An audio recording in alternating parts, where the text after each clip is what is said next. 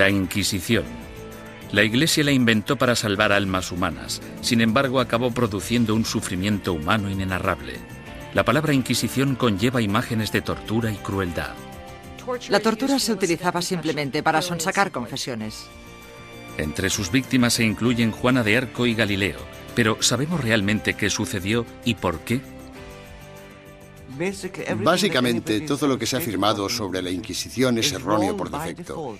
Y es erróneo porque nunca hubo acceso a la realidad que se escondía detrás de la Inquisición. La Inquisición. Ciudad del Vaticano, octubre de 1998.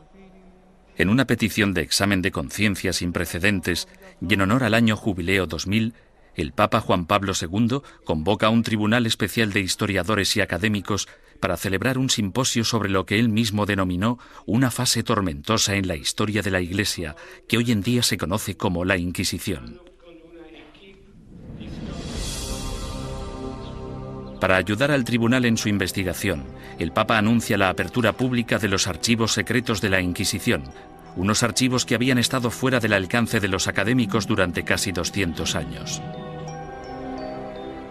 El pontífice, de 79 años de edad, se enfrenta así a una de las cuestiones más cruciales en su trayectoria. ¿Debería la Iglesia Católica pedir disculpas por los pecados cometidos durante la Inquisición? El tema es un polvorín de controversia, incluso entre los historiadores. Yo creo firmemente que esta disculpa era innecesaria, porque la Iglesia no fue responsable de la mayoría de las persecuciones que hemos tenido en el pasado europeo. La Iglesia sí tiene alguna responsabilidad desde un punto de vista histórico. Fuera lo que fuere lo que la Inquisición hizo mal, no se puede decir que no fuera responsabilidad del papado. Todos los académicos deben afrontar una cuestión central y perturbadora. ¿Cómo pudo una institución como la Iglesia convertirse en el instrumento a través del cual se destruyeron miles de vidas humanas durante 6 siglos?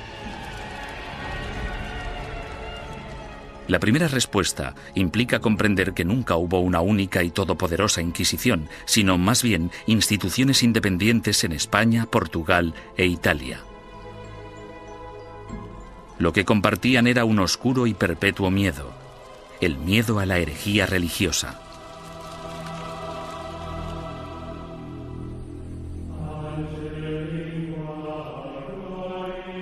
Año 1100 después de Cristo. El corazón de la Alta Edad Media. Una frágil alianza de reinos y provincias, conocida como el Sacro Imperio Romano, ocupa gran parte de lo que hoy conocemos como la Europa moderna. Tras la conversión del emperador Constantino al cristianismo y durante casi 800 años, la religión considerada antaño como una secta insurgente se convirtió en la única fe legal, penetrando en todos los niveles de la vida personal, social y política. El cristianismo latino-europeo simbolizaba no solo la fuerza civilizadora en un mundo bárbaro, sino también la promesa de la salvación después de la muerte. El clero y los ciudadanos vivían temerosos del duro juicio de Dios. Con todo, seguía habiendo disidentes que se atrevían a desafiar la sagrada doctrina cristiana. La Iglesia tachó a estos rebeldes de pecadores o herejes. El estar equivocado en relación al dogma de la Iglesia no te hace hereje porque existen muchos dogmas religiosos. Lo que te convierte en hereje es que las autoridades eclesiásticas te informen de que no estás en lo cierto e insistir en tus convicciones ante esa autoridad. La palabra herejía proviene del latín airesis, que significa elección. Alrededor del siglo XII, herejía cobra un significado mucho más amenazante. Se convierte en un peligro mortal para la sociedad y para el hombre en una traición a Dios. Según el derecho civil, los criminales acusados de traición serán castigados con la muerte y sus bienes serán confiscados. ¿Qué otro motivo es necesario para que aquellos que ofendieron a Jesús, Hijo del Señor, sean expulsados de la comunión cristiana y privados de sus bienes? Papa Inocencio III. A pesar de la posición inamovible de la Iglesia en considerar esto un delito, los grupos de pensamiento libre siguieron emergiendo e insistiendo en interpretar a Dios a su manera. Entre dichos grupos se encontraban los valdenses, predicadores itinerantes que erraban por el sur de Francia y el norte de Italia viviendo en apostólica pobreza. El atractivo de los valdenses parece que fue su visión de un cristianismo simplificado, de la habilidad de todos para predicar si se poseía la inspiración del Espíritu, sin importar si se era clérigo o no. La Iglesia insistía que cualquiera que quisiera dedicarse a la predicación pública debía ser acreditado por el obispo de su diócesis. Cuando los valdenses se negaron a dejar de predicar, el Papa Lucio III emitió un edicto, conocido como Bula Papal, que tachaba el movimiento de hereje y excomulgaba a todos sus seguidores. La herejía se contemplaba como una amenaza a la comunidad cristiana. Era algo que podía perturbar a la gente, y no solo perturbar, sino que podía enajenar a toda la sociedad de la fe. Por eso era tan importante luchar contra ella. Los valdenses fueron suaves en comparación con los herejes más radicales, los cátaros. Los cátaros veían su fe como la única verdadera y se mostraban completamente hostiles ante la Iglesia establecida, a la que consideraban perniciosa. Los cátaros llamaban a sus sacerdotes perfecti o buenos cristianos.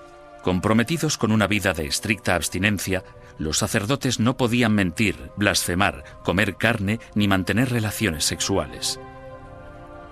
Acusaban a la Iglesia organizada de abusar cada vez más de su poder clerical. La austeridad de los perfecti cátaros parecía, en comparación, sumamente atractiva. En ese sentido, era una vergüenza para la Iglesia que existiera un grupo capaz de vivir realmente de acuerdo con la fe de Cristo y sus apóstoles, mientras que los abogados y administradores de la Iglesia vivían como grandes príncipes.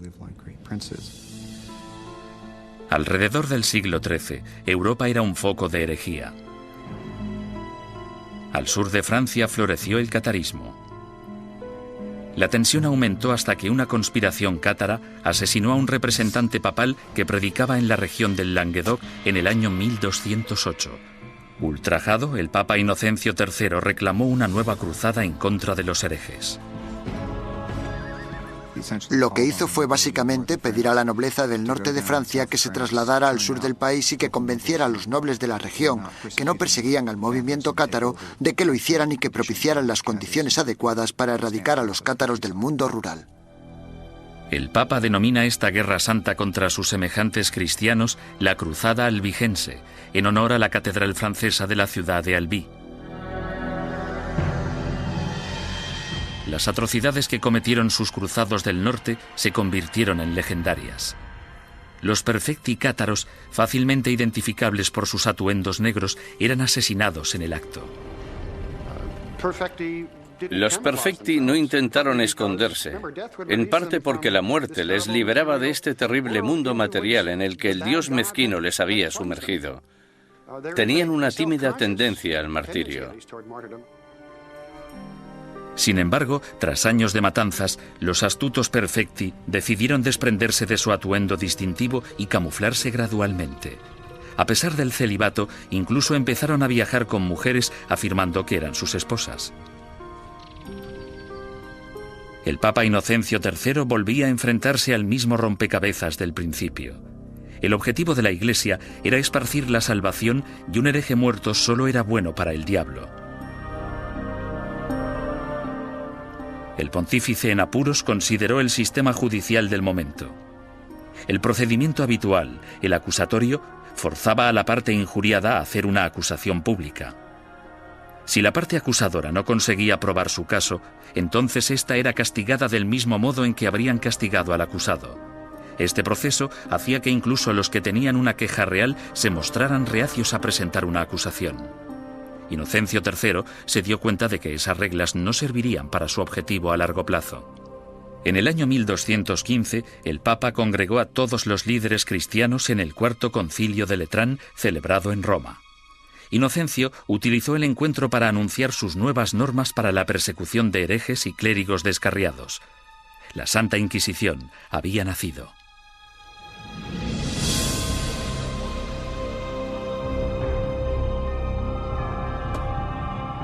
El sistema de la Inquisición suponía una innovación maravillosa y se asemejaba bastante al Tribunal Popular de nuestro sistema, que emite una causa probable y una acusación.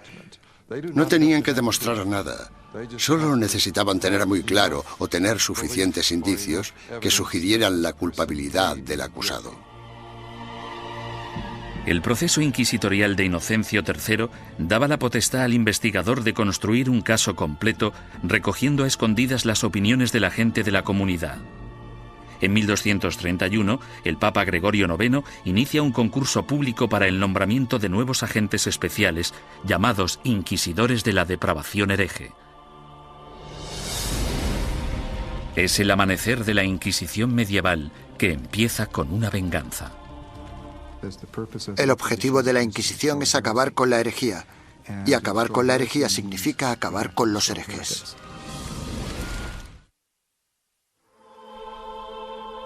El Papa Inocencio III fracasó en su intento de eliminar a los cátaros, la secta más poderosa del sur de Francia. Sin embargo, en 1231, su sucesor, el Papa Gregorio IX, tramó un plan para volcar todo el poder del nuevo sistema legal de la Inquisición contra ellos. El Papa nombró a muchos sacerdotes y frailes inquisidores y los mandó a tierras germanas y francesas para que acabaran con los criminales religiosos. Los herejes que rehusaron retractarse de sus creencias y continuaron predicándolas fueron quemados en la hoguera. Si fracasaban, los herejes iban al infierno. El objetivo de todo esto era salvar a tanta gente como fuera posible, pero había que hacer ciertas cosas si se querían salvar muchas vidas. El Papa Gregorio pronto se percató de que encontrar a un buen inquisidor era muy difícil. Los más entusiastas a menudo eran fanáticos fuera de control. Conrad de Marburg, el más célebre de los primeros inquisidores, convenció a Gregorio IX de que había descubierto una secta secreta alemana llamada los luciferinos. El modus operandi de Conrad consistía en reclutar a una pandilla de linchamiento, arrestar a los supuestos herejes y ofrecerles dos opciones: retractarse o arder vivos.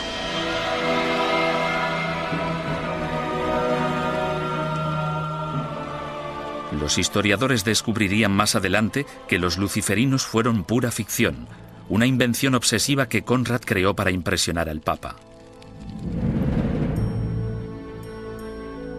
El inquisidor papal del norte de Francia no era mejor. Un cátaro convertido de nombre Robert Le Boucre acorralaba a grupos de supuestos herejes y celebraba estrepitosos juicios públicos.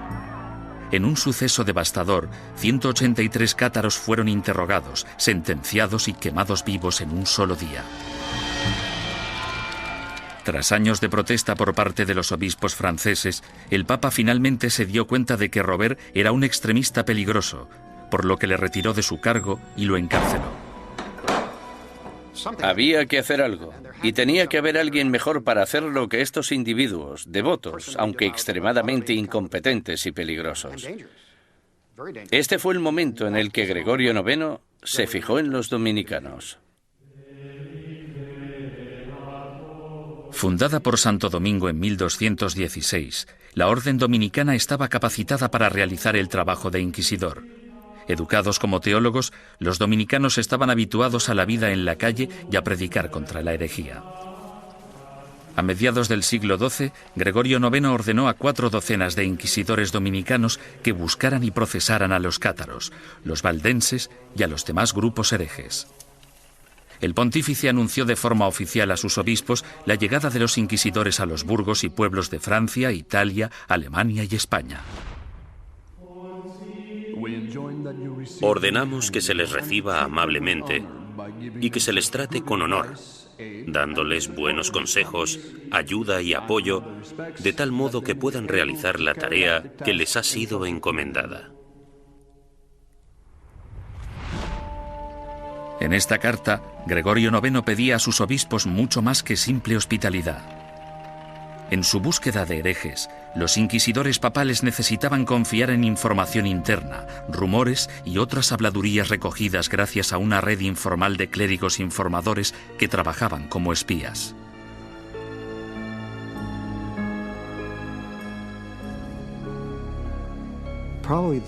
Probablemente sus mejores ojos y su mejor oído en el mundo rural eran los del clero parroquial, puesto que éste vivía en los pueblos, tenía familiares en ellos y por lo tanto estaba atento a los cotilleos locales. En sus incursiones a lo largo de la geografía, los inquisidores llegaban a un pueblo acompañados normalmente de un notario o escribiente para documentar el procedimiento o en ocasiones de un sirviente o un guardaespaldas. Entonces, el párroco reunía a los habitantes del pueblo para que escucharan al visitante predicar sobre los pecados y los peligros de la herejía. Una vez terminado el sermón, el inquisidor anunciaba un período de gracia durante el que cualquiera que hubiera cometido herejía podía confesar sus pecados a cambio de un trato clemente. Los que temían ser acusados o habían cometido herejía y tenían remordimientos de conciencia debían actuar durante el período de gracia, porque si lo confesaban después de dicho período, es decir, después de que se iniciara una investigación sobre ellos, la confesión no se consideraba tan sincera como si la hubieran hecho durante el período de gracia. Unas semanas más tarde, el inquisidor anunciaba el fin del período de gracia, momento en el que se iniciaba la fase más nefasta del edicto de fe. Desde ese momento, cualquier acusado se convertía en víctima de interrogatorios o arrestos. Y dado que la información siempre se daba en secreto, el inquisidor animaba a todos los buenos ciudadanos a que denunciaran a cualquier vecino que creyeran que podía ser hereje. El objetivo de las inquisiciones generales, de los edictos de gracia y los edictos de fe, era conseguir que entrara y saliera tanta gente como fuera posible de la oficina del inquisidor. Y para ello utilizaban el miedo, el terror y el interés propio. El inquisidor debía tener al menos 2 testimonios incriminatorios antes de poder seguir adelante. En ocasiones, los sujetos víctimas de investigación no sabían que eran sospechosos hasta el día que les convocaban. Durante el procedimiento inquisitorial, la mayoría de las pruebas se recopilaban antes de que tuvieras conciencia de que había una investigación en marcha. Cuando te informaban del caso, la investigación ya había finalizado. Bastante diferente al sistema actual. Conscientes del peligro de las acusaciones falsas o maliciosas, los inquisidores intentaban diferenciar las mentiras de la verdad. Cuando hacían subir al estrado a un acusado por primera vez, le hacían nombrar a todos sus enemigos. Si alguno de esos nombres coincidía con cualquiera de los nombres de la lista de testigos, el inquisidor debía desestimar ese testimonio. Sin embargo, las protecciones legales se acababan aquí. El acusado nunca llegaba a saber el nombre de quienes le acusaban, ni tampoco los motivos por los que se le acusaba. Era muy complicado demostrar tu inocencia una vez acusado por los inquisidores. Incluso los sospechosos que confesaban haber cometido herejía no podrían reconciliarse con la Iglesia hasta que dieran nombres e información de otros supuestos herejes. Si obstaculizaban la investigación, se arriesgaban a sentencias de cárcel y a perder todas sus propiedades. Si no cooperabas, los inquisidores podían reducir tu ración de comida y encadenarte a la pared. Por tanto, el principal método para conseguir que la gente confesara era simplemente encerrarlos durante largos periodos de tiempo y dejarles reflexionar. ¿Cómo llevaban los inquisidores su trabajo tan en secreto? Han sobrevivido algunos manuales prácticos dándonos una aproximación fascinante a ese período. Uno de ellos, llamado Conducta de interrogación relacionada con la depravación hereje, fue escrito por un inquisidor retirado, Bernard Guy, en el año 1324. Guy, cuyas hazañas inspiraron la novela histórica En el nombre de la rosa, ofrece docenas de investigaciones en las que recoge 17 años de experiencias de primera mano en lo que él denomina su cruzada personal contra la herejía. El objetivo de la Inquisición es acabar con la herejía. Y para acabar con la herejía, debemos acabar con los herejes. Bernard Guy, 1324. Los inquisidores se consideraban realmente una organización de combate. Eran bastante conscientes de que existían herejes y simpatizantes por todas partes y estaban muy motivados para deshacerse de ellos. En 1376, el inquisidor Nicolás Aymeric de Aragón escribió el libro Directorium Inquisitorium. En él, Describía la tenacidad y el compromiso que debía tener un inquisidor de los siglos XIV y XV, e incluso incluyó una lista práctica de trucos inteligentes utilizados para engañar a los sospechosos para que confesaran. Uno de los trucos que me asombró fue el de sentarse con una vitela pequeña en las rodillas y mirarla y comprobarla mientras la persona da su testimonio. Luego, en algún punto dices, no, lo que estás diciendo no puede ser verdad. Está clarísimo que no me estás diciendo la verdad. Y entonces el sospechoso, sometido al interrogatorio, piensa que lo que tienes es la declaración de otra persona cuando en realidad solo tienes una vitela en blanco.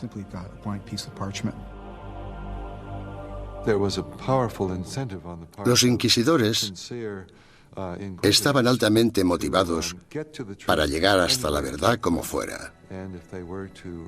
Y si era necesario, pisotear algunos derechos de los acusados, pues se hacía en nombre de la verdad. Existe otro aspecto espeluznante en el trabajo del inquisidor: la tortura. En la Edad Media se consideraba un método aceptable para la detección de mentiras siempre que hubiera razones suficientes para justificarla.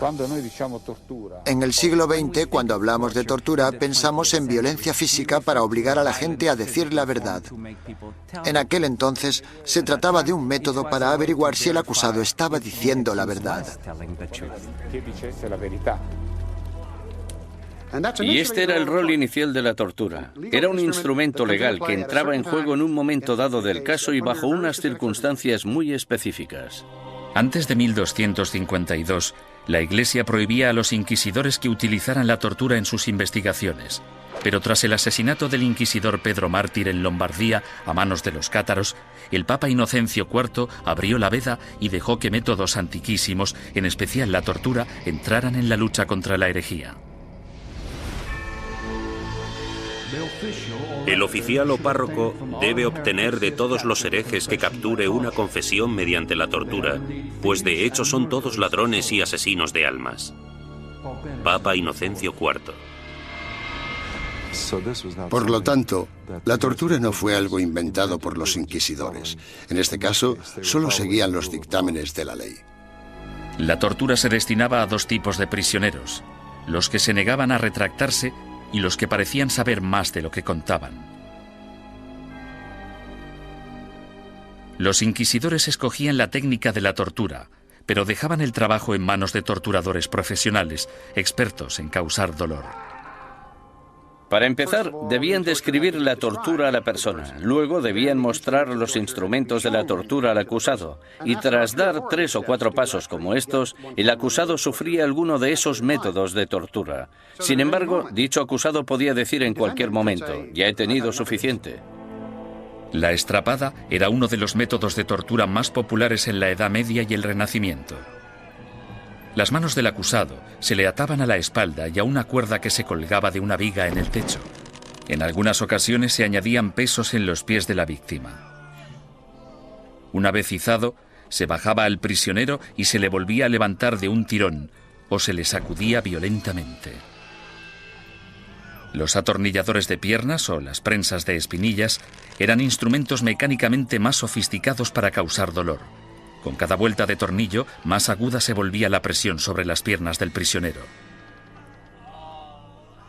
En medio de toda esta mutilación se encontraba el notario del inquisidor, apuntando con esmero y fidelidad los acontecimientos de la sesión y listo para anotar la confesión tan pronto se produjera. El clero justificaba todo esto como un acto de benevolencia.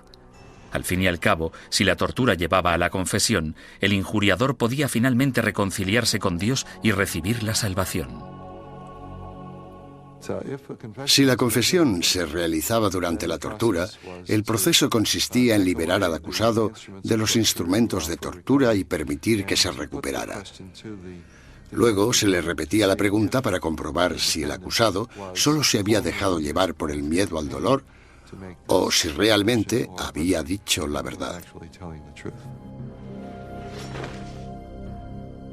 Con todas esas técnicas a su disposición, no resulta sorprendente que los inquisidores fueran convincentes en casi un 90% de los casos. ¿Podía la herejía estar realmente tan extendida? ¿O eran los inquisidores los que utilizaban su poder para asustar a la gente y obligarles a hacer confesiones falsas? En mi opinión, uno de los mayores problemas a la hora de trabajar con los informes de la Inquisición es determinar hasta qué punto podemos creer nada de lo que está escrito en ellos, porque los inquisidores, si querían, podían hacer confesar casi todo a cualquiera. Aunque para los culpables de herejía, lo más temido era el día del juicio. No podías hacer nada para huir de ellos, porque estaban obligados a ejecutarte. Durante los siglos XIII y XIV, los inquisidores papales siguieron su camino por el sur de Europa, recogiendo acusaciones e investigaciones de herejes. Estos sacerdotes se veían como soldados de primera línea de Dios, en guerra por la salvación de las almas, pero dejaban atrás un campo de batalla repleto de bajas. La Inquisición asustaba a los ciudadanos y les obligaba a traicionar a sus amigos y vecinos, destruyendo familias y convirtiendo comunidades pacíficas en una fábrica de mentiras y sospechas. A lo largo y ancho del Sacro Imperio Romano y de los reinos y principados de Europa, los ciudadanos esperaban el Sermo Generalis o el juicio del proceso inquisitorio. Los castigos o penitencias iban desde el azotamiento público al encarcelamiento o a los trabajos forzados. A menudo se obligaba a los convictos a llevar ropa distintiva para hacer pública su vergüenza. Lo habitual es que llevaran una cruz amarilla en sus ropas, una en la parte delantera y otra en la espalda, y tenían que llevarlas siempre que salieran a la calle. No podían ocultarlas con nada, y si se caían se suponía que debían reponerlas. Los que iban marcados con la cruz amarilla se convertían en parias de la comunidad, pero su destino era clemente comparado con las penitencias que sufrían los herejes reincidentes, es decir, los que se retractaban y luego volvían a sus viejas costumbres. Su castigo era la ejecución. El derecho canónico, sin embargo, prohibía a los miembros del clero participar en cualquier juicio de sangre, por lo que los inquisidores entregaban a los herejes condenados a las autoridades civiles. Los inquisidores derramaban algunas lágrimas de cocodrilo y decían algunas palabras con la esperanza de que las autoridades civiles mostraran clemencia con esa gente. Sin embargo, su mayor deseo era que los condenaran a la hoguera. Cuando la Inquisición entregue a los culpables de herejía al poder civil, el magistrado de la ciudad deberá hacerse cargo de ellos en el acto y, en un periodo máximo de 5 días, deberá ejecutar las leyes hechas contra ellos. Papa Inocencio IV, 1252. Una vez completado el juicio Sermo Generalis, las autoridades laicas escoltaban a los condenados hasta un emplazamiento alejado de las calles de la ciudad. Allí los ataban a estacas de madera apuntaladas sobre toneladas de leña. Los inquisidores nunca acudían a estas ejecuciones. Se te permitía hacer la última confesión a un sacerdote si lo deseabas. Sin embargo, puesto que estabas bajo la custodia del poder laico, no podías hacer nada para escaparte de ellos porque estaban obligados a ejecutarte. Quemar en la hoguera es una de las sentencias de muerte más horribles que se puedan imaginar. Las llamas podían tardar horas en consumir por completo al condenado. Si la víctima estaba de suerte o sus familiares eran suficientemente influyentes, entre la leña se colocaba mucha madera húmeda para que generara mucho humo. La muerte por asfixia era preferible a la agonía de quemarse vivo.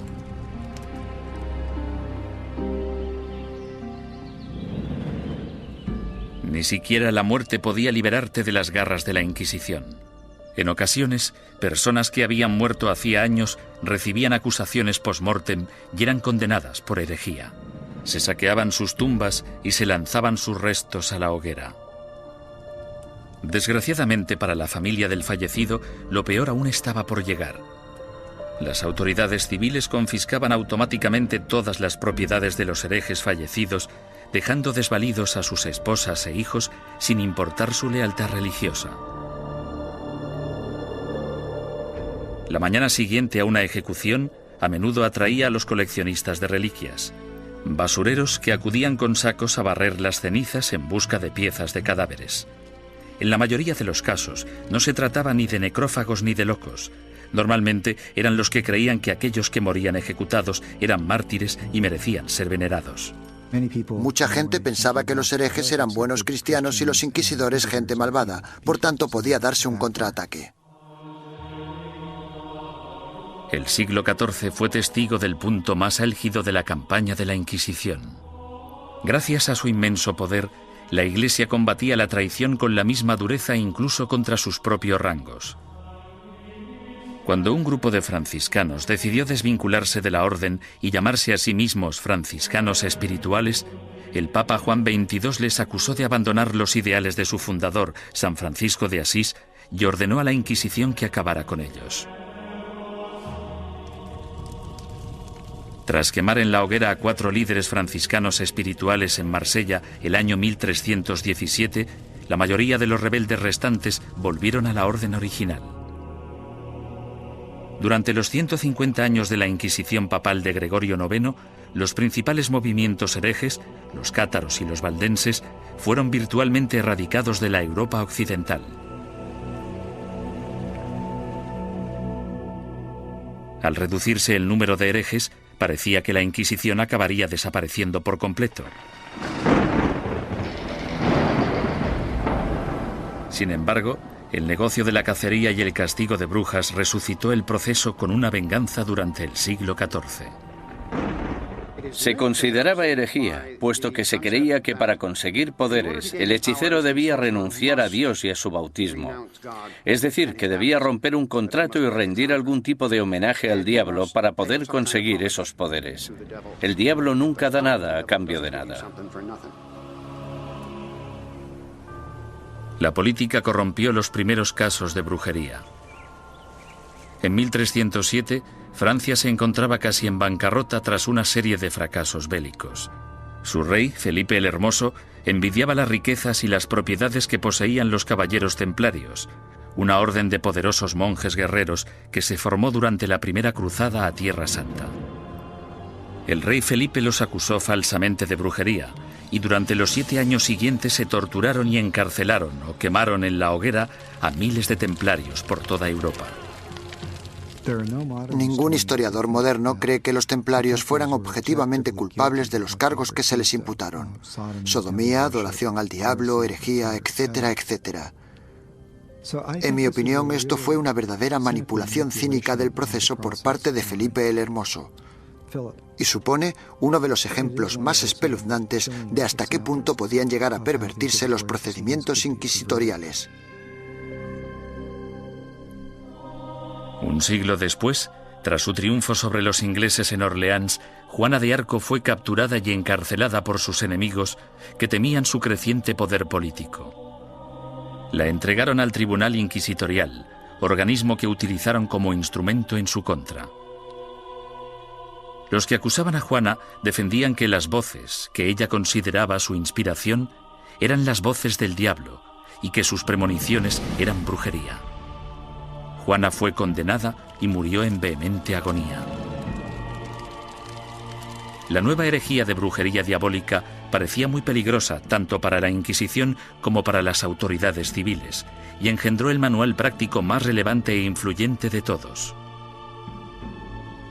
Publicado en 1486, Malleus Maleficarum, o El martillo de las brujas, proporcionaba apoyo teológico, consejos legales y varias técnicas para acusar, torturar y sentenciar a las brujas. Se trata de un documento infame, puesto que crea la imagen arquetípica de la mujer bruja, además de ser una de las obras de todo el mundo literario que muestra más abiertamente su misoginia. Cuando una mujer piensa por sí misma, solo piensa en cosas malas. Como son más débiles de cuerpo y alma, no resulta sorprendente que puedan sucumbir al hechizo de la brujería. Toda brujería procede de la lujuria carnal que en las mujeres es insaciable. Malleus Maleficarum. La historia ha demostrado que uno de los autores de Malleus Maleficarum, un inquisidor de nombre Heinrich Kramer, tenía ciertos problemas para controlar su propia insaciable lujuria carnal. En el año 1485, Kramer fue acusado de llevar a cabo una inquisición en la región de Innsbruck, lo que ahora es Austria. Él mismo se buscó los problemas porque la mayoría de los interrogados eran mujeres y las preguntas tenían relación con sus actividades sexuales. Alarmado por la manifiesta obsesión sexual de Kramer, el obispo ordenó que destituyeran al inquisidor y que liberaran a todos sus prisioneros. 2 años más tarde apareció Malleus Maleficarum. Nació de la frustración de Kramer por la experiencia de Innsbruck y de la furiosa misoginia que sufría. Durante los siguientes 200 años, el Malleus Maleficarum se convirtió en un bestseller y llegó a ser publicado en 4 lenguas distintas. Estaba destinado a convertirse en la principal fuente de inspiración de los cazadores de brujas laicos, católicos y protestantes que aterrorizarían Europa y Norteamérica durante los siglos XVII y XVIII. Durante el siglo XV, sin una nueva política ni postura por parte del papado, la Inquisición empezó a desvanecerse poco a poco. Por lo general, los tribunales inquisitoriales se mantenían en activo solo si un inquisidor en particular quería seguir persiguiendo la herejía. Si no quería, no pasaba nada. Y así fue como los tribunales fueron perdiendo fuerza. Sin embargo, en España, la astucia política del rey y la devoción de la reina se apoderaron del proceso inquisitorio e hicieron que su aterrador poder recayera en su propia gente. El número de personas que se quemaban vivas en una misma hoguera era pasmoso, incluso para los estándares actuales.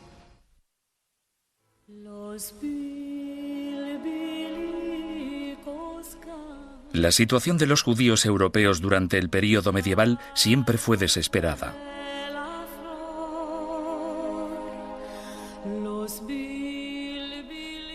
Expulsados de una nación tras otra, a partir del siglo IV, algunos finalmente se establecieron en España. Prosperaron viviendo y trabajando en relativa armonía tanto con musulmanes como con cristianos. Pero a finales del siglo XIV, una serie de problemas económicos y levantamientos sociales despertaron antiguos prejuicios. En las décadas de 1380 y 1390, amotinamientos en contra de los judíos provocaron el incendio de sinagogas y el asesinato de miles de judíos. La solución de las autoridades españolas fue expulsar del país a todos los judíos que no se convirtieran al cristianismo. Muchos decidieron marcharse, otros, sin embargo, hartos de una persecución sin fin, optaron por abandonar la religión de sus antepasados para poder quedarse en España.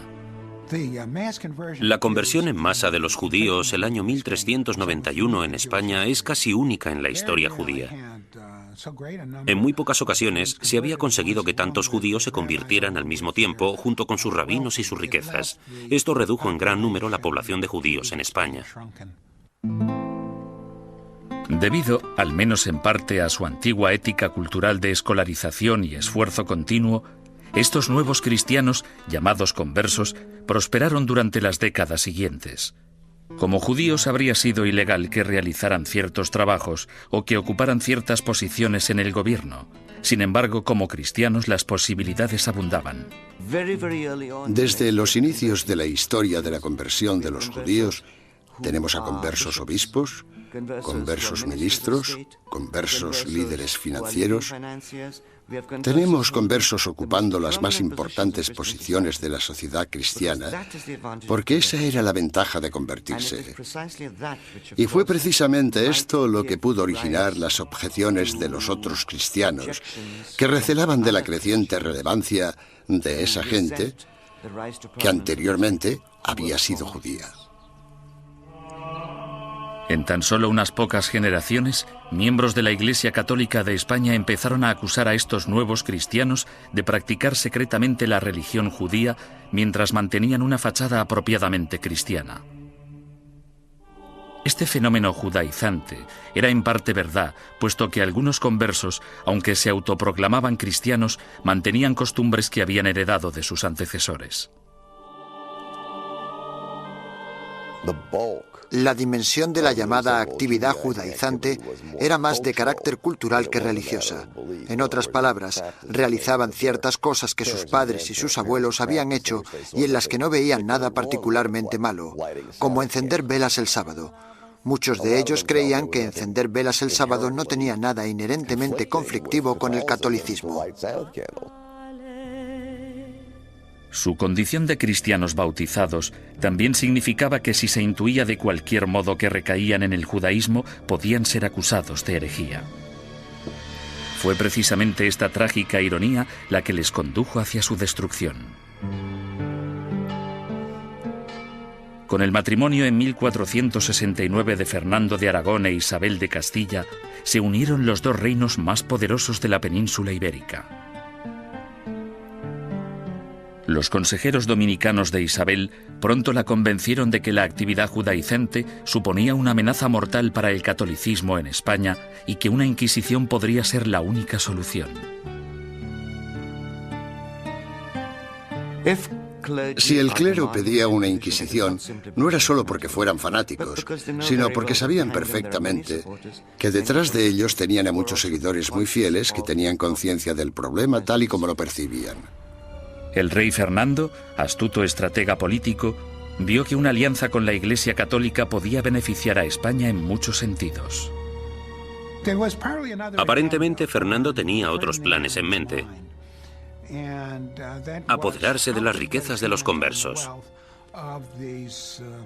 Había grandes cantidades de dinero esperando, encerradas en los cofres de los poderosos conversos, comerciantes y nobles. Y Fernando se propuso hacerse con ellas y lo consiguió. El primer paso del rey Fernando fue ponerse en contacto con el Papa y expresarle su preocupación por el problema judío de España. Es enorme el daño que los cristianos sufren con el contacto, las relaciones y la comunicación con los judíos, que siempre intentan de un modo u otro seducir a los leales cristianos y apartarlos de nuestra santa fe católica. Fernando el Católico. Bajo la presión del insistente rey español, el Papa Sixto IV emitió una bula papal que instauraba una Inquisición para erradicar la depravación hereje en España y que iba dirigida a los conversos judíos. Esta nueva Inquisición española fue algo completamente distinto a todos los demás tribunales inquisitoriales anteriores. Sus normas garantizaban que el rey Fernando, y no el Papa, controlaba todos y cada uno de los aspectos de sus actividades. El tribunal de mayor grado, llamado la Suprema, consistía en 6 o 7 hombres nombrados personalmente por el rey. Solo un miembro, el inquisidor general, era nombrado oficialmente por el Papa, y aún así, este tenía que haber sido nombrado antes por Fernando. Aunque os guste el título de inquisidor, somos yo y la reina quienes os hemos nombrado, y sin nuestro apoyo muy poco podéis llevar a cabo. Rey Fernando. Esto significa que el Estado empieza ya en la Inquisición española a tener cierto poder de control sobre la institución. Esto no era así en la Edad Media. El 6 de febrero de 1481 se celebró el primer auto de fe en Sevilla. En este acto, que se convertiría en el símbolo de la Inquisición española, un centenar de hombres y mujeres conversos fueron acusados de practicar secretamente la religión judía y juzgados ante la Iglesia. 6 de ellos pagaron el más alto precio. Fueron quemados en la hoguera.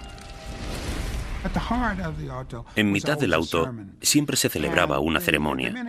Los dominicanos elegían a sus mejores oradores, los que tenían la voz más fuerte, y en ocasiones los sermones duraban media hora, 1, 2 horas. Los participantes eran despojados de toda dignidad. Se les afeitaba la cabeza, desnudaban a las mujeres y a los hombres, se afeitaba la barba a los hombres. En España, la virilidad de un hombre residía en su barba, por lo que afeitarla resultaba muy desagradable. La idea de la ceremonia era humillar a los penitentes y mostrar a la congregación cuál era el castigo por cometer herejía. Incluso los que no habían recibido mucha educación o no estaban interesados en las sutilezas teológicas, ni muy seguros de los credos y las plegarias que recitaban, sabían perfectamente qué sucedía en cada momento en un auto de fe. Era un espectáculo aterrador cuyo objetivo era poner unos límites en la mente de las personas sobre lo que podían decir, pensar y creer. Durante el primer año desde su establecimiento, 1.500 conversos acusados de judaísmo fueron juzgados y otros cientos condenados a muerte. La cantidad de personas que se quemaba en una misma hoguera era pasmosa incluso para los estándares actuales. Se quemaron 28 personas de una sola vez, en otra ocasión 70 personas, y en el mayor auto jamás celebrado se quemaron 109 personas en una misma hoguera. A diferencia de los herejes medievales que se atrevían a predicar sus ideas en público, el judaísmo secreto era, por definición, una actividad clandestina que se llevaba a cabo a puerta cerrada. Los vecinos podían decir que habían visto a un individuo leer un libro que probablemente era judío solo por el hecho de ver a alguien mirando un libro pequeño, que podría ser el libro de las horas. O podían decir que habían oído a alguien cuchichear una plegaria que seguro que era judía.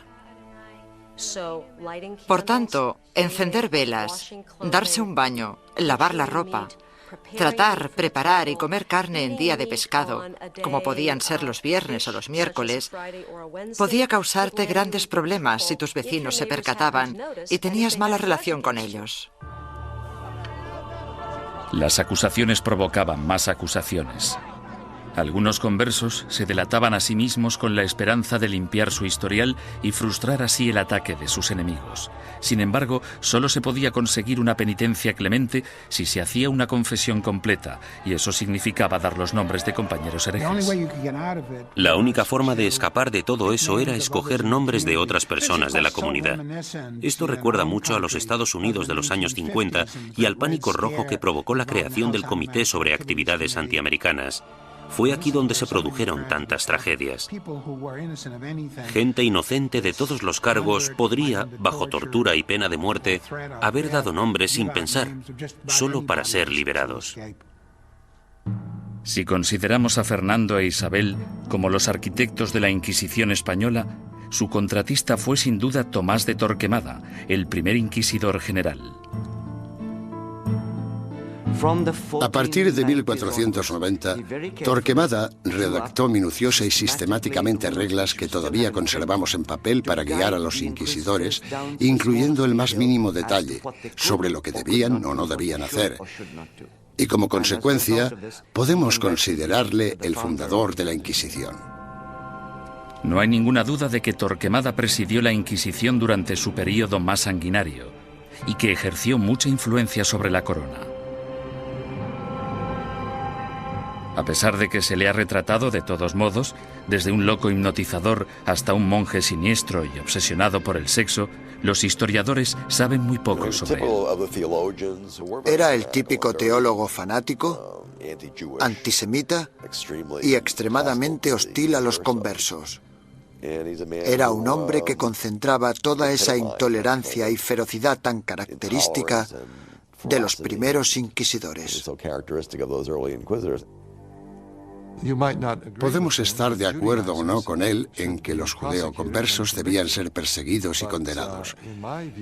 Pero en mi opinión, Torquemada insistió mucho en las normas de procedimiento correcto para el sistema inquisitorial. Sin embargo, se calcula que durante los 20 años de mandato de Torquemada como inquisidor general, 2.000 personas perdieron la vida y otros miles fueron castigados.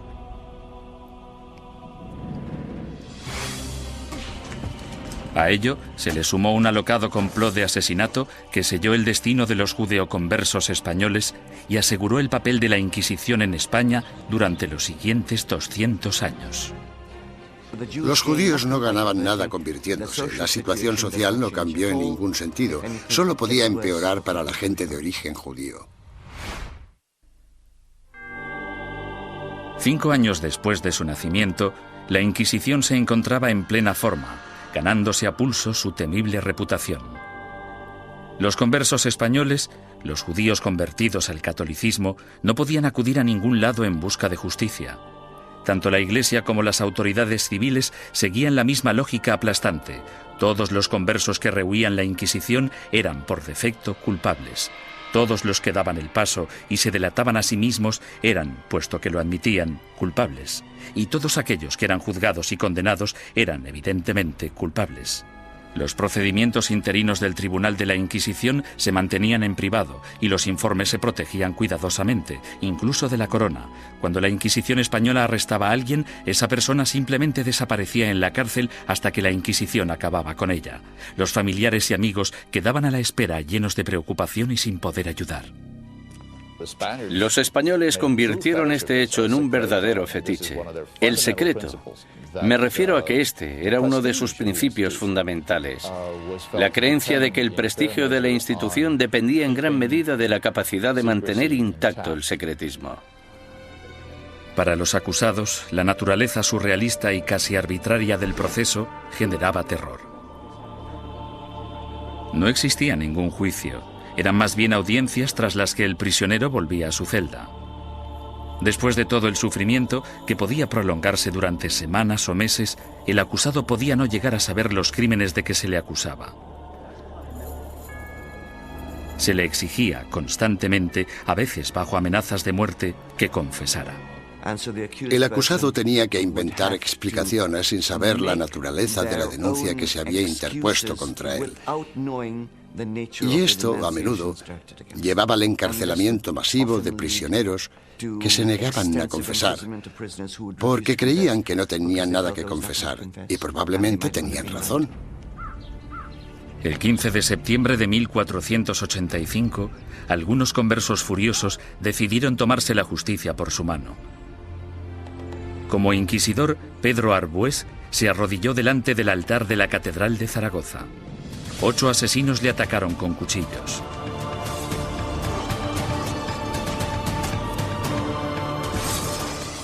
Arbués murió al día siguiente, y con él la esperanza de todos los conversos españoles, pues el desdichado complot hizo que los judíos perdieran la simpatía pública para siempre y garantizó a la Inquisición un lugar en la sociedad española durante las generaciones venideras. Entre los académicos hay una pregunta obvia que ha generado más debate que cualquier otra. ¿Practicaban realmente los conversos el judaísmo en secreto o fueron simplemente cabezas de turco de la intolerancia? El problema desde un punto de vista técnico es que la única fuente de información que tenemos para responder a esta pregunta proviene del Santo Oficio. En consecuencia, el tema a tratar es, ¿debemos creer totalmente en los hermanos del Santo Oficio que investigaron a los conversos? ¿O debemos pensar que fue básicamente un fraude, una gran exageración basada en falsos testimonios? A petición del inquisidor general Torquemada, en marzo de 1492, el rey Fernando emitió otro edicto de expulsión. Se daba a los judíos 4 meses para aceptar el bautismo o abandonar España. Durante los meses siguientes, casi la mitad de la población judía de España, unas 40.000 personas, abandonó el país. Los demás se quedaron y se convirtieron al cristianismo. Simplemente cayeron en la misma trampa que habían tendido a sus antepasados judíos hacía 100 años. Por tanto, los judíos no ganaban nada convirtiéndose. La situación social no cambió en ningún sentido. Solo podía ir a peor para la gente de origen judío. No lloréis a vuestra partida, pues vosotros tenéis que beber vuestra propia muerte de un sorbo, mientras que nosotros tenemos que quedar atrás, entre esta gente malvada, recibiendo la muerte de ellos cada día. Juan de León, judío español converso.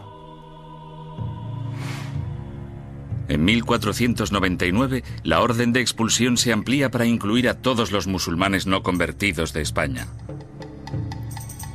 Durante los casi 25 años siguientes, una serie de rebeliones, expulsiones y bautismos forzados generan otra clase social de nuevos conversos al cristianismo, los moriscos.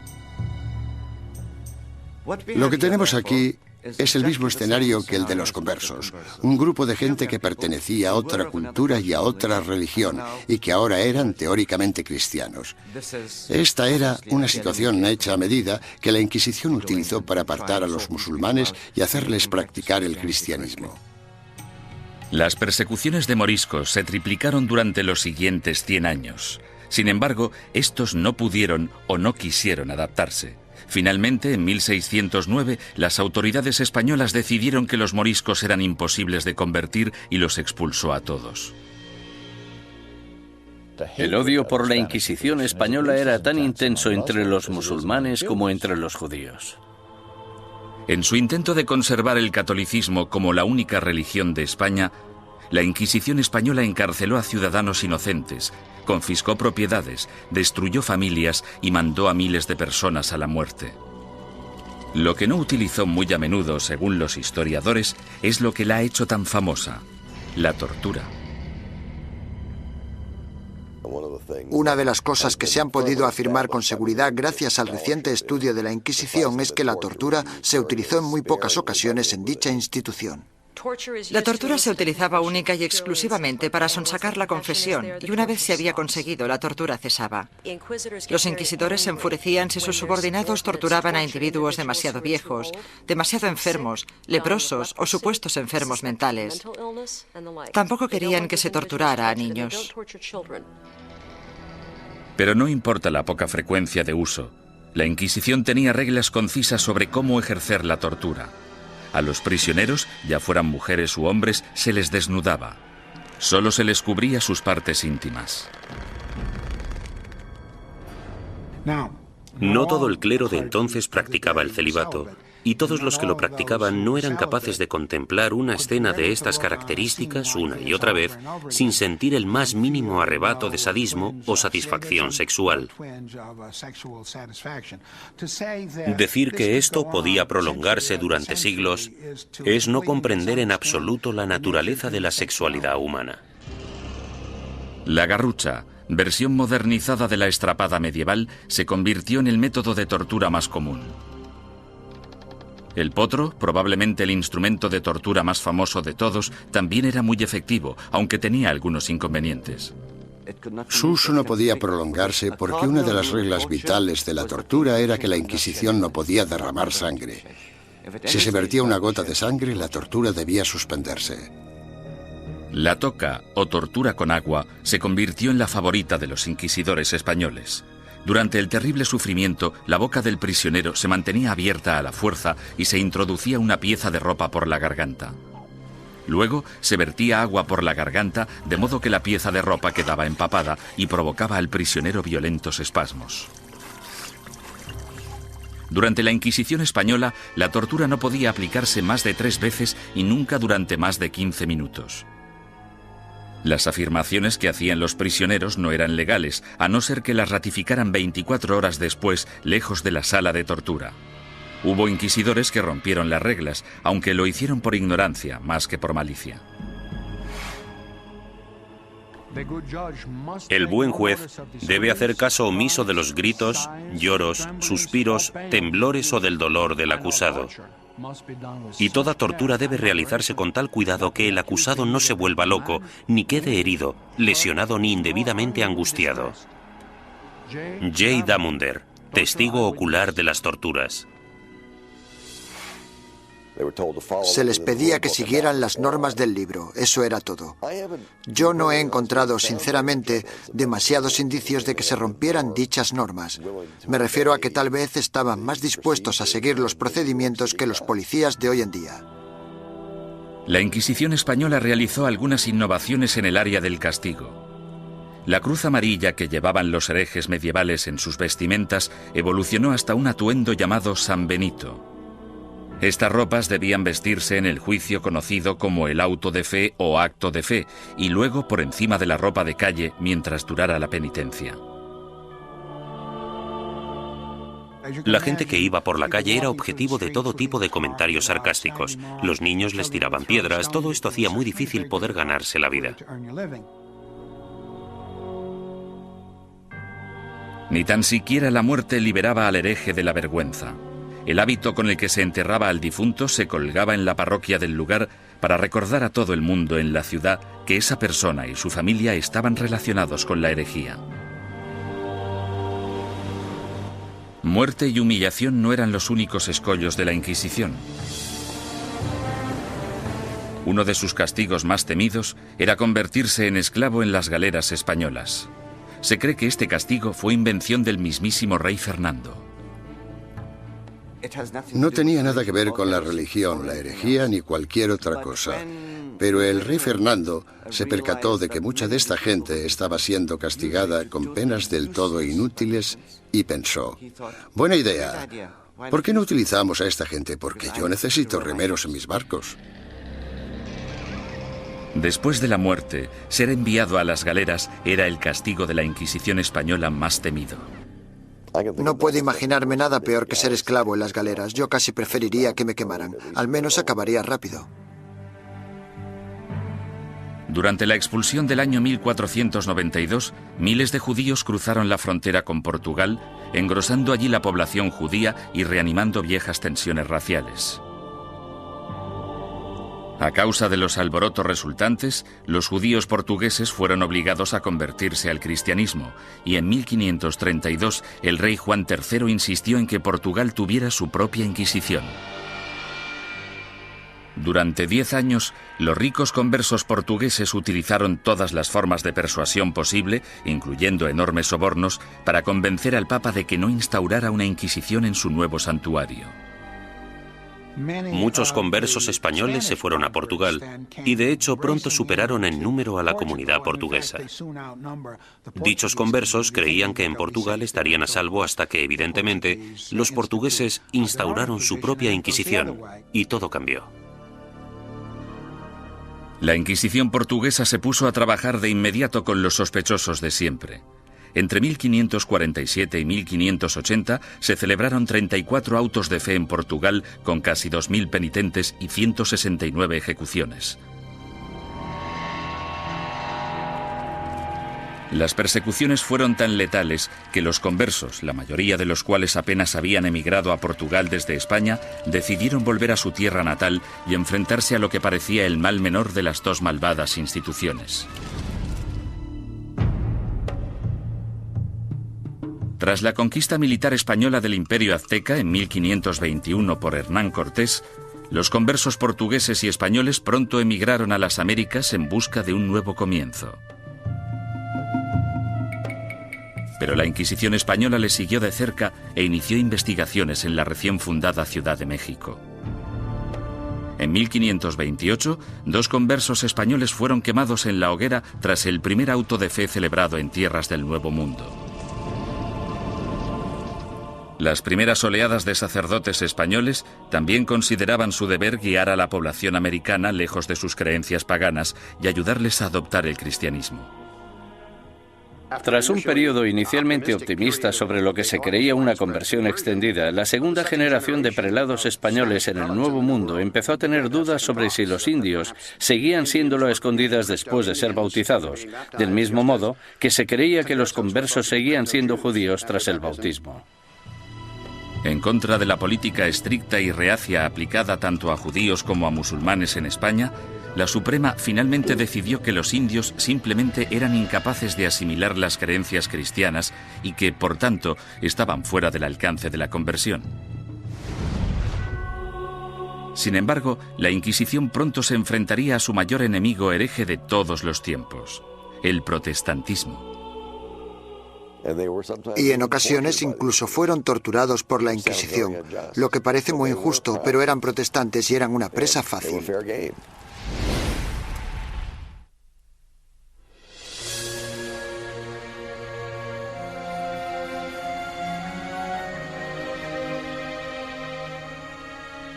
Al mismo tiempo que las inquisiciones española y portuguesa arremataban su azote contra los musulmanes y los judíos herejes, otra amenaza apareció en escena. En 1517, un sacerdote alemán llamado Martín Lutero dejó su famoso tratado, las 95 tesis, a las puertas de la iglesia de Wittenberg. Se trataba de un ataque acerbo a la Iglesia católica. ¿No es cierto que bajo el vasto cielo no existe nada más corrupto, más pestilente y más odioso que la corte de Roma? La que una vez tuvo las llaves del cielo, ahora es una especie de boca abierta hacia el infierno. Martín Lutero. La carismática protesta de Lutero evolucionó hasta convertirse en una auténtica revolución religiosa. El movimiento de la Reforma sacudió a toda Europa. Alrededor del año 1550, las coronas de Dinamarca, Noruega, Suecia y Finlandia ya se habían acogido a la nueva religión llamada protestantismo. El Papa estaba furioso. La forma en la que se contemplaba desde Estados Unidos la amenaza soviética de los años 50 y 60 sería muy parecida a la forma en la que Roma en aquel entonces contemplaba la amenaza protestante.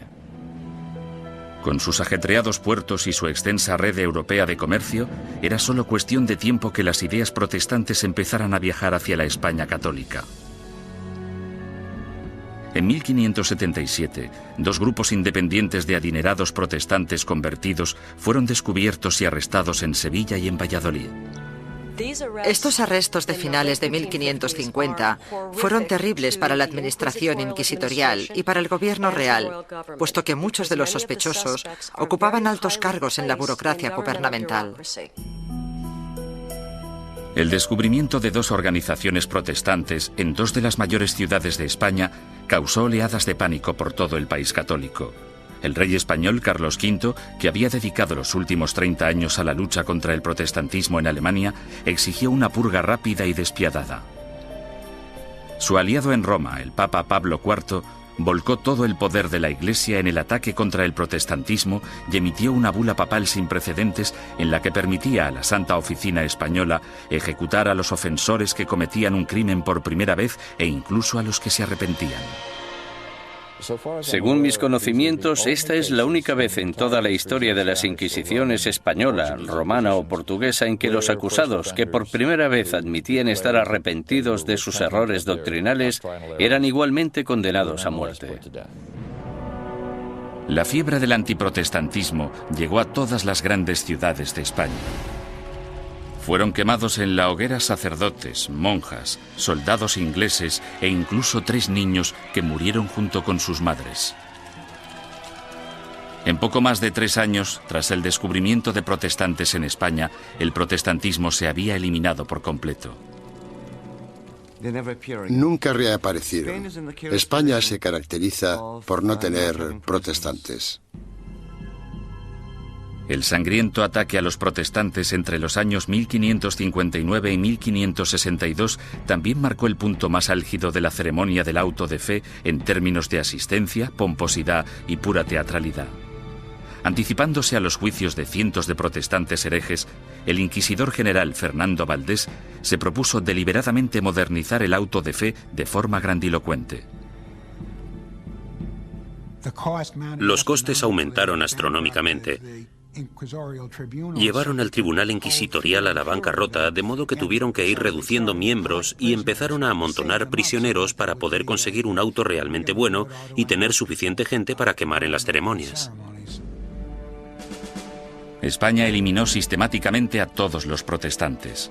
Sin embargo, los inquisidores permanecieron alerta ante cualquier amenaza hereje del exterior. A lo largo del siglo XVI, los viajeros protestantes que venían a España, incluso dignatarios extranjeros, cayeron en las despiadadas garras de la Inquisición. La Inquisición arrestó a marineros y comerciantes extranjeros.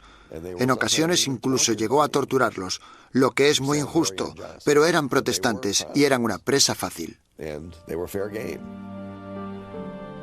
Mientras que España parecía haber triunfado ante el protestantismo, no pudo hacer nada ante los efectos de otra de las invenciones alemanas, la imprenta.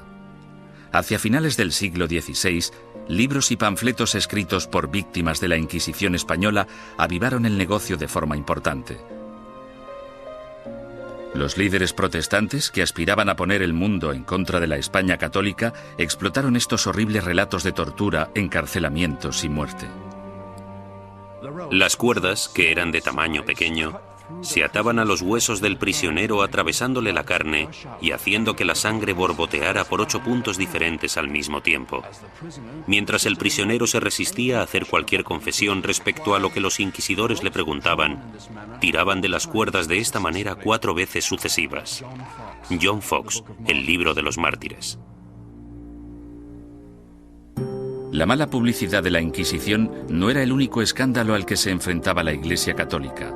En 1542, Roma fue sacudida por la noticia de que Bernardino de Ochino, el líder de la admirablemente austera y piadosa orden católica de los capuchinos, había abandonado Italia para unirse al protestantismo.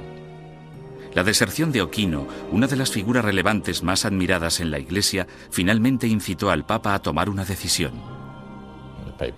La respuesta del papado a este tipo de escándalos fue la creación de lo que se esperaba que fuera un método más eficaz de rastreo de herejes para detenerlos antes de que se convirtieran en una amenaza o en causa de bochorno. El 4 de julio, el Papa Pablo III ordenó el establecimiento de una Inquisición romana, la primera Inquisición en suelo italiano en más de 200 años. Una comisión de 6 cardenales dirigiría el Santo Oficio, aunque a diferencia de la versión española, dirigida por la Corona, el poder de la Inquisición romana estaba única y exclusivamente en manos del Papa. Independientemente de lo que hiciera mal la Inquisición, no se puede decir que no fuera un error del papado. Durante el siglo XVI, la Inquisición romana gozó de gran prestigio y poder político.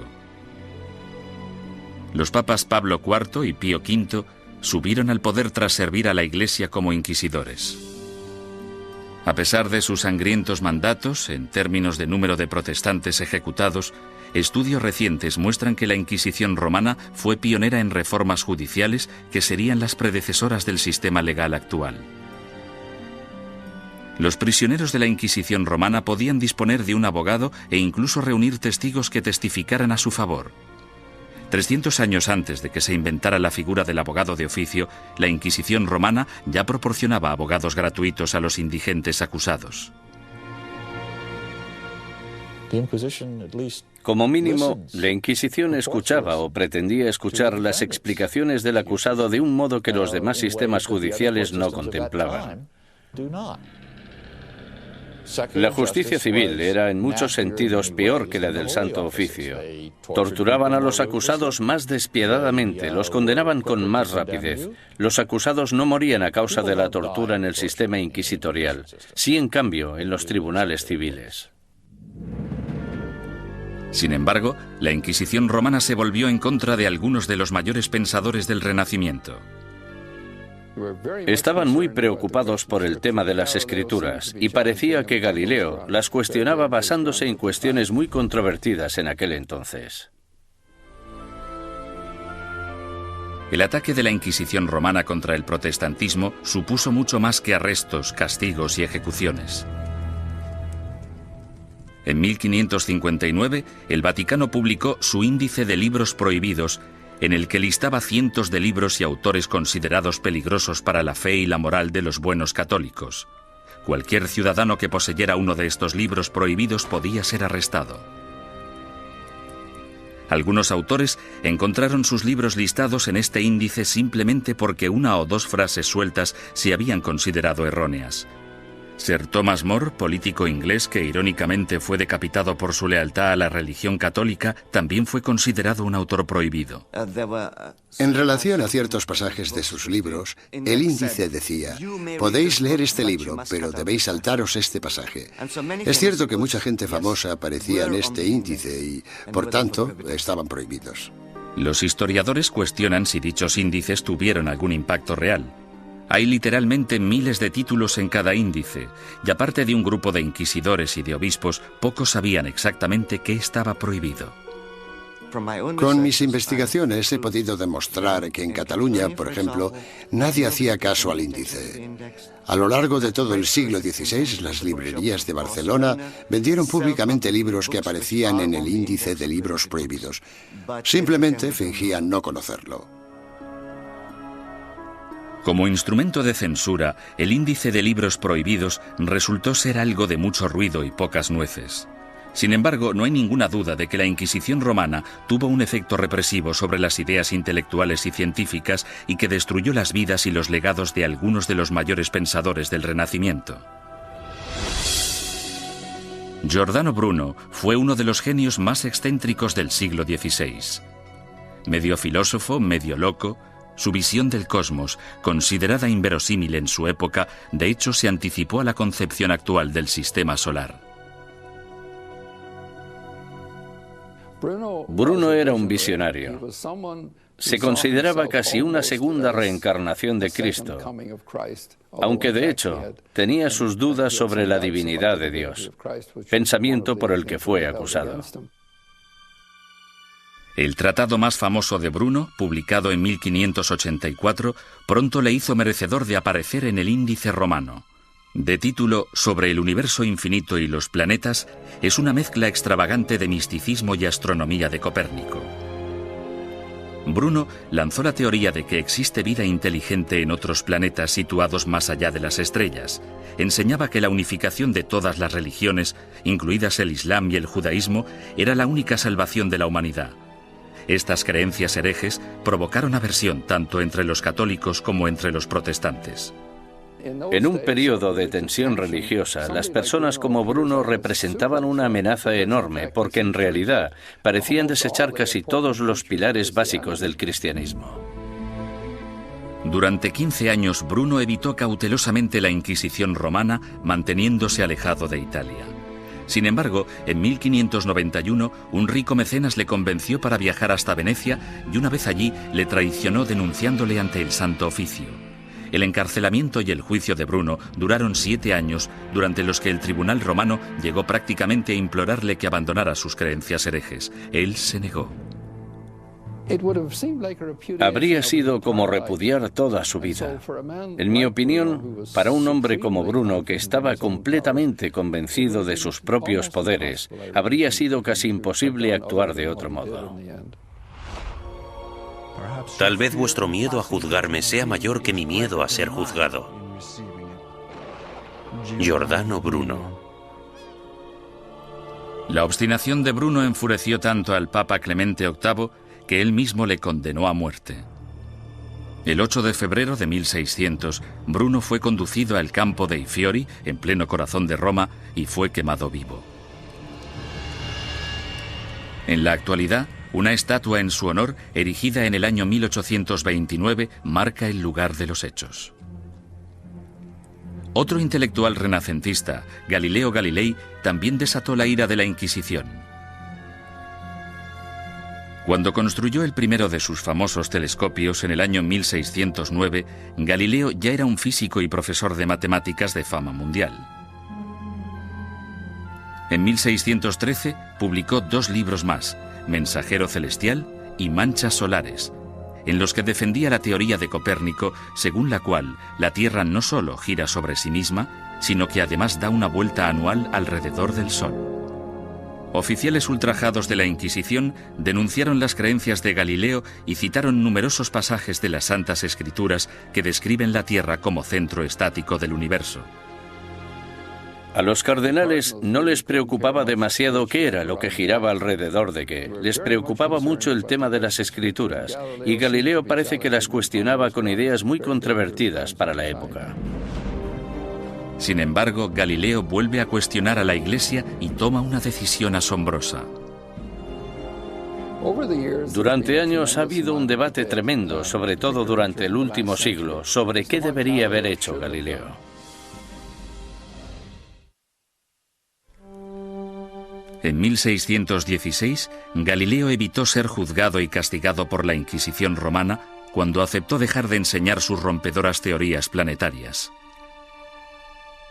Con todo, 16 años después, alentado por el hecho de que su viejo amigo y admirador, el cardenal Barberini, se convirtió en el Papa Urbano VIII, el célebre científico publicó un nuevo manifiesto en el que reforzaba sus antiguas ideas.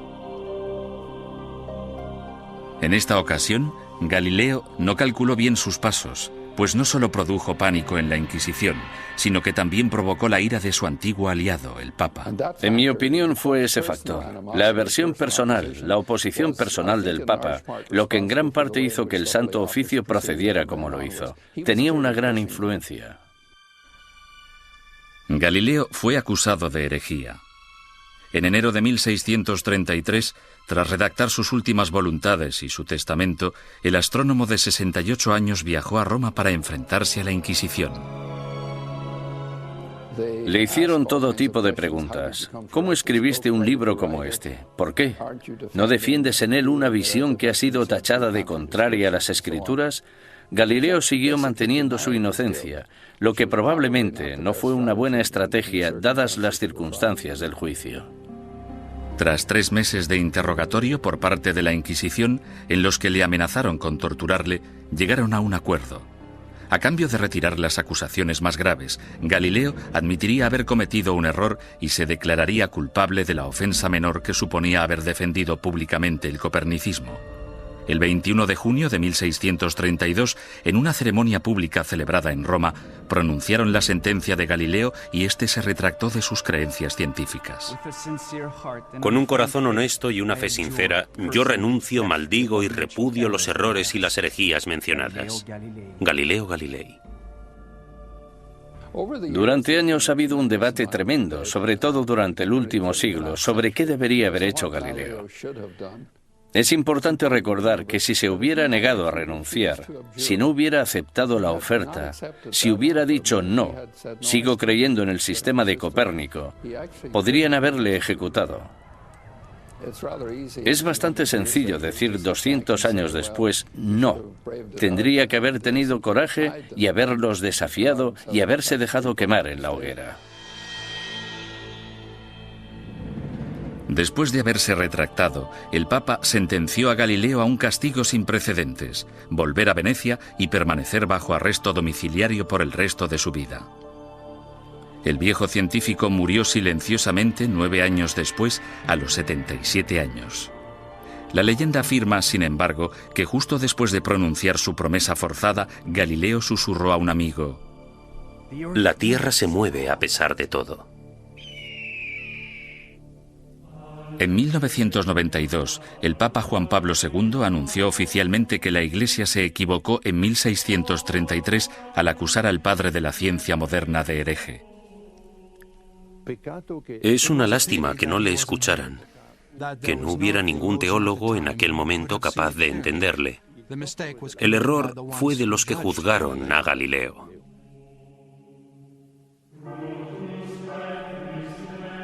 Los siglos XVII y XVIII fueron un período de declive para todas las inquisiciones.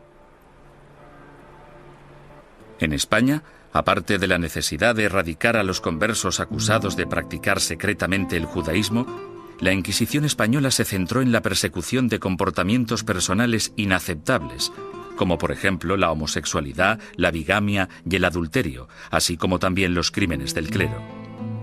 Las ceremonias de castigo, los autos de fe, siguieron celebrándose de forma esporádica en el siglo XVIII. Sin embargo, el prestigio de la Inquisición quedó mancillado cuando Felipe II rechazó expresamente acudir al auto celebrado en honor a su coronación. Los propios españoles empezaron a ver la Inquisición como un instrumento anticuado. Y a partir del año 1730 desapareció por completo. Inspirado por los ideales y las reformas de la Ilustración, Portugal empezó a desmantelar su oficina de la Inquisición. Alrededor de 1773, los autos de fe se ilegalizaron y las distinciones entre cristianos viejos y cristianos nuevos se eliminaron de las leyes portuguesas. Fue necesario que el ejército de Napoleón invadiera Italia y España para acabar definitivamente con la Inquisición. Algunas de las primeras acciones del régimen francés al entrar en Madrid en 1808 fueron abolir la Inquisición, confiscar todas sus propiedades y llevarse todos los archivos que encontraron. Napoleón fue incluso más lejos en Roma, donde no solo confiscó los archivos, sino que también se llevó como prisionero al Papa. En 1814, el imperio napoleónico se derrumbó y el Papa Pío VII regresó sano y salvo a Roma. Finalmente, en el año 1820, la Inquisición española fue ilegalizada completamente. Al oír la noticia, grupos de ciudadanos asaltaron el palacio, quemando y destruyendo todos los informes inquisitoriales. Algunas personas cuyos familiares habían sido juzgados no querían que se supiera. Por eso los robaron y los destruyeron. A pesar de la aplastante realidad, el papado se negó a admitir que el final de la Inquisición era inevitable. La Inquisición romana continuó ejerciendo teóricamente, no en la práctica, durante los siguientes 150 años. En 1965, el Papa Pablo VI reorganizó el Santo Oficio llamándole la Congregación para la Doctrina de la Fe. Todavía existe en la actualidad, aunque solo interviene como consejera en asuntos eclesiásticos. No realiza investigaciones ni impone la doctrina de la Iglesia.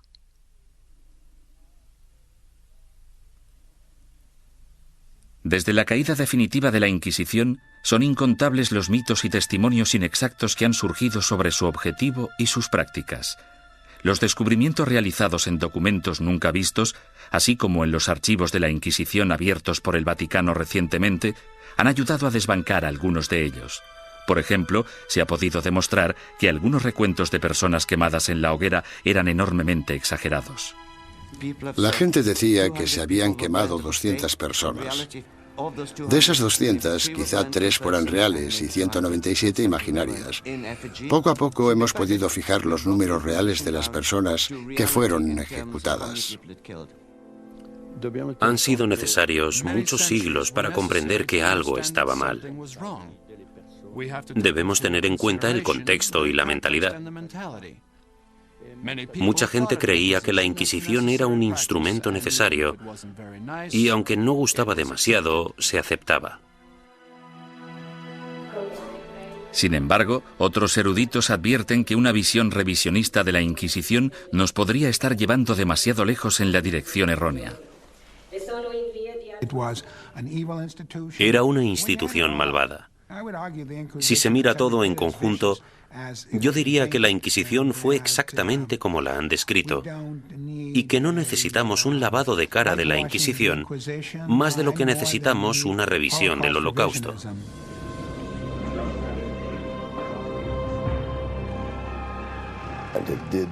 Torturó a gente, impuso fuertes castigos, quemó a personas. Había teólogos fanáticos en las Inquisiciones, había antisemitas en las Inquisiciones. Todo esto es innegable. Hay un hecho que la historia no puede negar. A pesar de que la Inquisición se concibió para el bien de la humanidad, acabó causando un dolor y un sufrimiento humano inenarrables.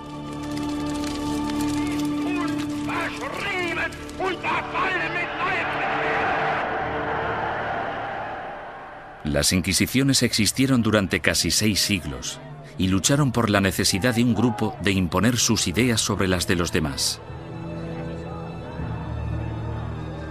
Esa necesidad sigue existiendo en la actualidad.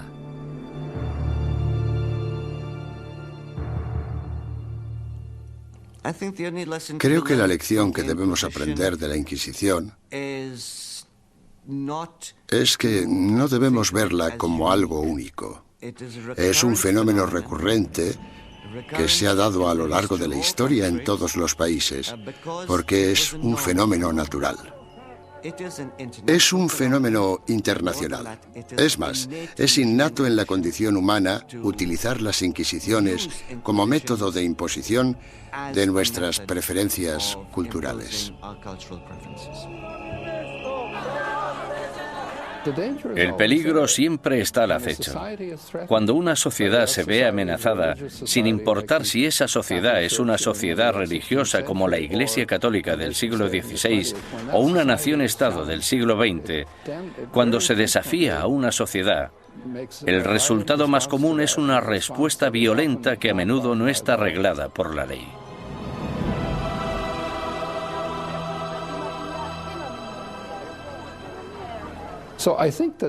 Por lo tanto, creo que esta reacción ante la amenaza es tan antigua como la humanidad y, sin duda alguna, perdurará en el futuro.